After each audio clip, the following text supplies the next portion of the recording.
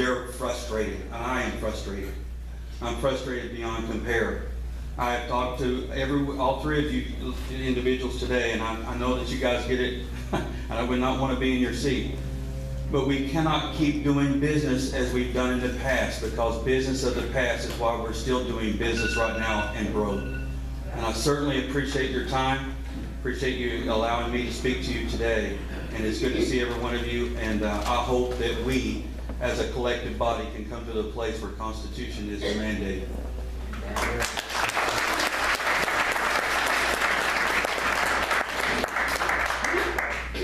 John Norris will be next. Dr. Carol Carmen.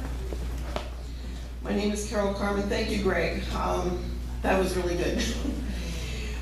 Since you cut my time down, I threw half of what I was going to say away, but I do have a survey. I like surveys.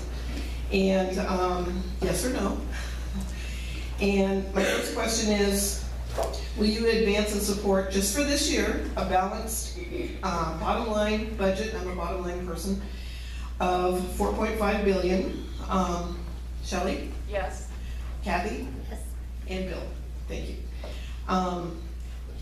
Number two, before I ask number two, I need to explain to the audience there are two ways to pay for the deficit or fund the deficit that's going to happen. One is the CBR. Ron Johnson referred to that earlier. Unfortunately, using the CBR uses a 3/4 vote from everybody, which means you have to compromise with those who want to raise the budget, and money comes back in. And we saw that happen last year because they were forced to compromise. The second one that most of the public is unaware of is that the permanent fund earnings earns about $2 billion per year. $2 billion per year. And it just sits in there. They could tap with a majority vote, so the majority of the legislature who are very conservative, well not very, but who are conservative enough to vote for it, they don't have to compromise the bottom line budget amount. It does not affect the permanent fund dividend. It does not affect inflation proofing. You do all that first, and what's left over is an extra $2 billion. And right now, that fund is or that earnings reserve is a good amount, we'll put it that way. So it would last a little while. Okay, so after you understand that, number two, when I add our current $1.8 billion oil revenue, you're kidding me. When I add everything together, I agree with the UFL approach that $3.8 billion could be stepped down to that amount in the next 2 years. Would you be willing to do that, Cathy? I'm looking to do that. Okay, and Shelley? I'm looking to do that as long as core essential services like troopers and things like that. Right. Whatever's constitutionally mandated. Bill? You know what? We may not have a choice. Oh, really? All right, I have two more, but one thing. I'm disappointed that my representative isn't here. He was supposed to be here, Mr. Culver, and he is on office because of all the union donations he gets. And I would like for George Rauscher to stand up because he's going to be running against him. I'm sorry, George, do you mind? Is that appropriate, sir?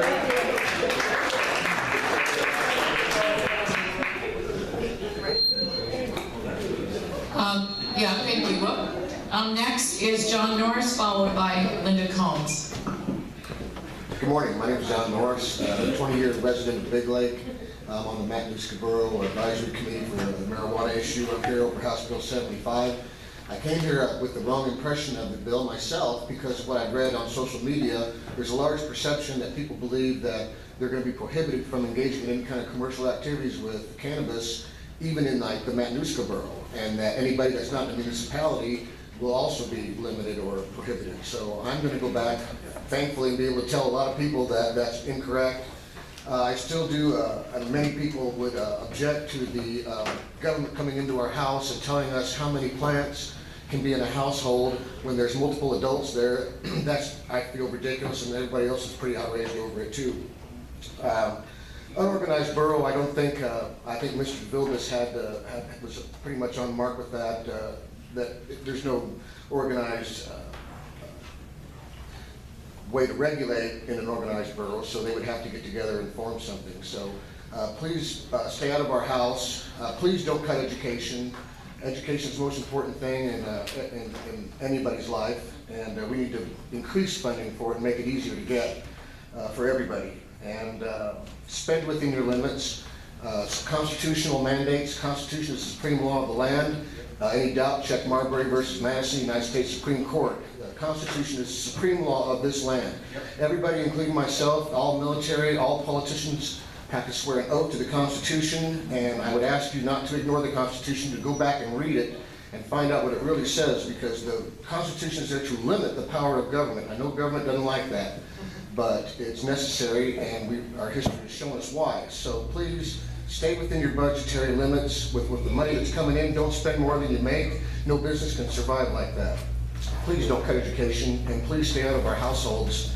And don't throw monkey wrenches into these enterprises like it's been done. Now everything's on hold with the cannabis issue. Please clear that up so that we can move on and make money and have our businesses like we'd like to. Thank you very much for coming today, and I appreciate it. Thank you, John. Next, Linda Combs, followed by Sarah Williams. Good morning, everybody.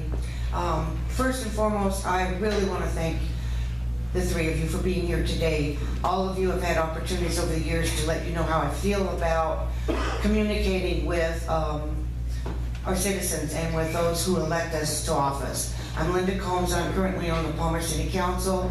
I've previously been the First Lady of Palmer for 6 years and involved over almost 29 years now in different issues in the Palmer area. One thing that I think we need to remember during these tough times, and I know you guys are working hard in Juneau, and it's not the best of times, but I'd like to point out, first of all, 35 years ago, when they decided that we didn't have to pay a state income tax, there was no vote. Yes.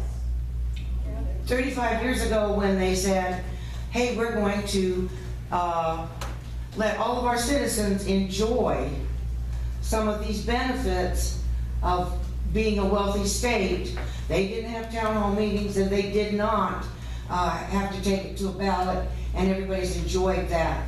And they've enjoyed not having to make some really tough decisions for a very, very long time. And I'm one of those.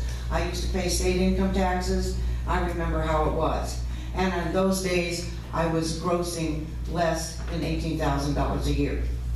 But a budget balance means to be balanced. And that's the main message I have today. We do it at the city level. It's not just cuts. There's not a single cut that's going to have to be made that doesn't have someone that it's going to really hurt. It's just part of the deal, but you also need the revenue.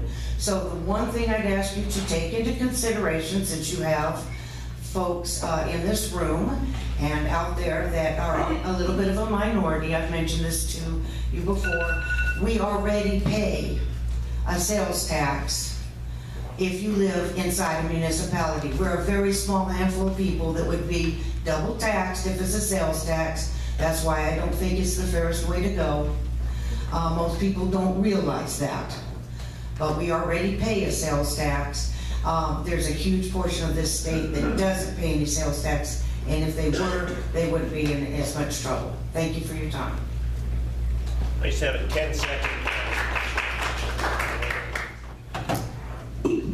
I just want to, in 1980, when it was repealed by the legislature, to say there wasn't a vote is not exactly accurate. There was a citizens initiative that Dick Randolph had that was ready for the ballot, and the legislature went into a special session in September before the election and repealed it, so it didn't hit the ballot. So there was a public vote breathing down its back.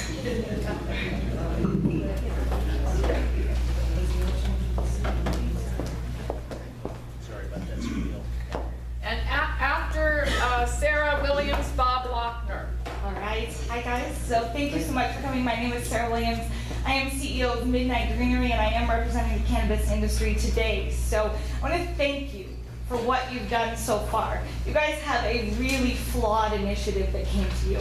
And so with that, because it wasn't written by individuals that live here in Alaska, you have to mold that to Alaskan law. And that's gonna be difficult. And honestly, just like Greg said, I wouldn't want your position. Maybe someday, give me 5 years. But for now, the struggles that we have is this is an industry in its infancy. And with that, it's a legal industry in its infancy. The black market, however, is well established. And so what you see is you see people that are very vocal on the black market side who bring forth a lot of negativity sometimes, and we see that. And so that's not exactly what we want to support. We do want to support that you are going to be working with us. So there's a bunch of us, myself included, that do want to be supportive in the cooperative aspects and bringing you information that you need to move this industry forward. We talk about budget, we talk about needing money. This is a tremendous opportunity right now to create a new industry and bring new money for the state of Alaska. And so I ask that you just be intelligent in your decisions with it, that you reach out to your constituents and you ask for information. I've had great conversations with Ms. TIlton and legislative staff recently about just educating about what 12 plants can produce. You know, what does that actually look like? And the unorganized borough and things like that. So I really do appreciate that. That's really all I have. I'm not even going to take up my full 2 minutes. Thank you. Thank you, Sarah. Next is Bob Lochner, followed by Carl Baker.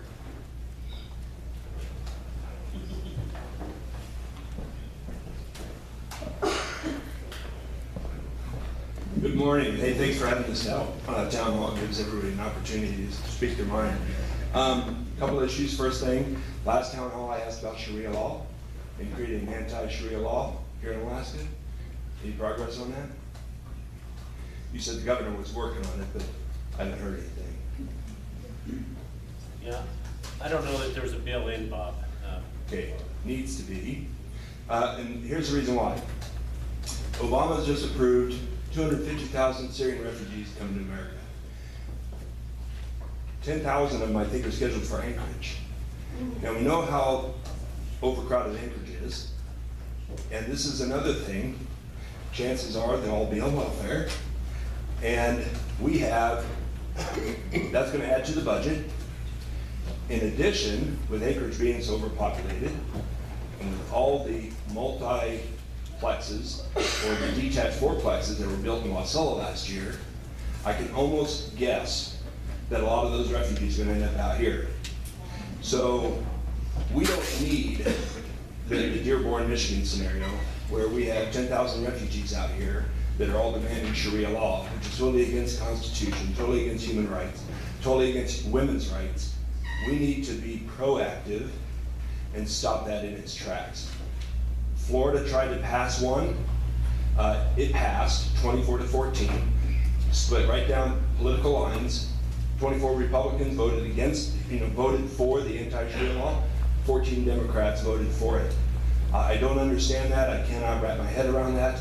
But we need to pass an anti-Sharia law in Alaska, preempting this massive migration of Syrian refugees into this state.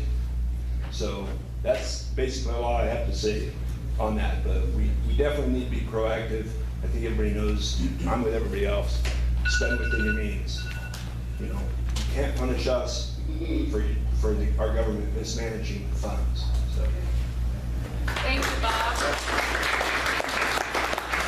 Carl Baker, followed by Joan Tower.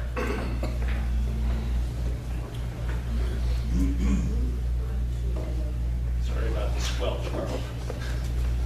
Yeah, it brings back bad memories.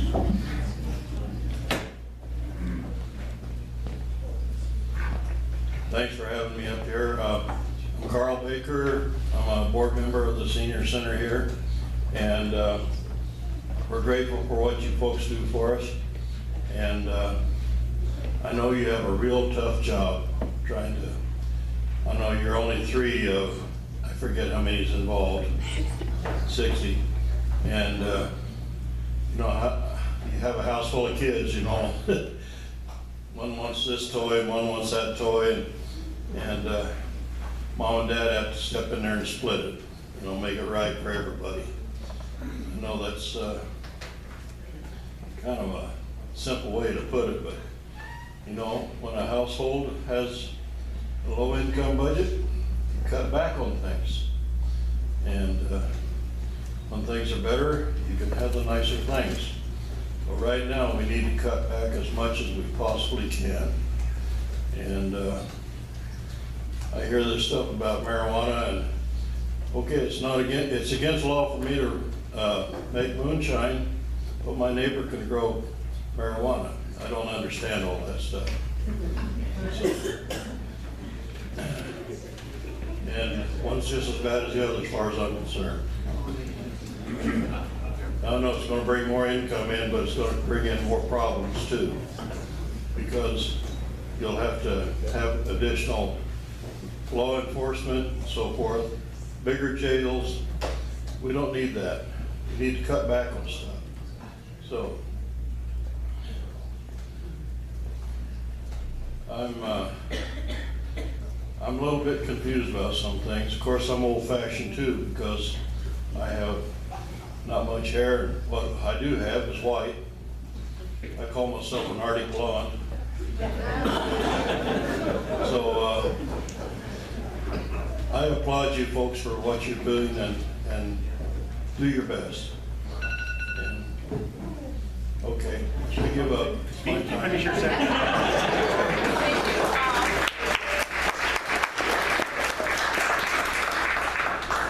Joan Tower, followed by Tim Walters. Can you hear me in the back when I say the name? Yeah. Okay, good. Hi, Joan Tower, I'm a retired senior from next door. Very happy with my center and everything it does for me. My concern is when you get my age, most seniors I know are on some form of medication. A lot of these medications say they cause dizziness. Technically, when we're driving a car, we are under the influence of a drug. Any one of us could go to jail if we were pulled over because we're on these medications. Products like Ambien, which is a sleep aid, stay in your system for 30 days. Technically, when you're driving under the influence of Ambien, you are driving under the influence of a drug. Some way in the drug laws, there has to be a distinction between legal and illegal drugs. However you tweak it, I realize that it's in its infancy and can be tweaked. So whatever you think is possible to figure that out. Thank you. Next, Tim Walters, followed by John Owen.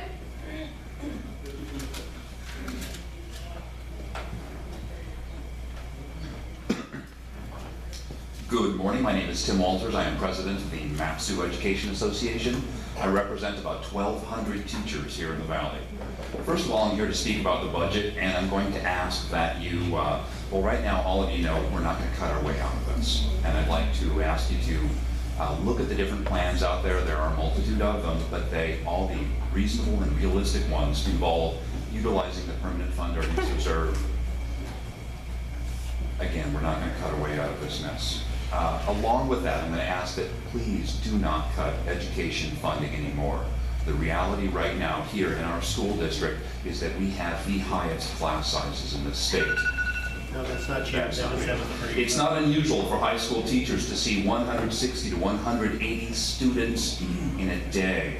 Imagine kindergarten classes filled with 30 kids, all of them using scissors at once. Just think about that one. Next, I'd also like to speak about SB 89. I understand people don't want abortion being peddled in our schools, not that that was ever happening, but that bill has some unintended consequences. Teachers can't hand out classroom surveys without 2 weeks prior written notice to ask students things like, how many books did you read over the summer? Do people read to you at night? Do your family members read to you?